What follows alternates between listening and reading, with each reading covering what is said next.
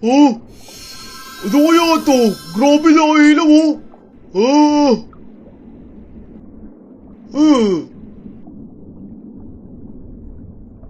Wow!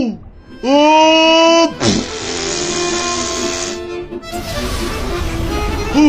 Wala na pang kwenta tong bagay na to. Ito lang nagagawa. Sino ang nagpalaya sa akin?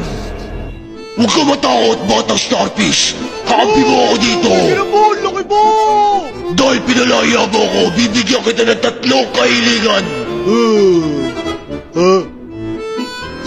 Sige!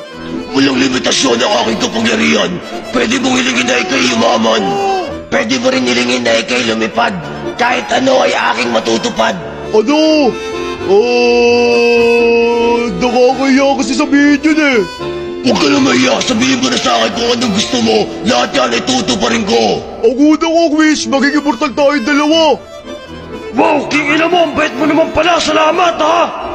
Dahil sa kabaitan mo, masusunod ang iyong kahilingan. Ben, sakto, ayos to.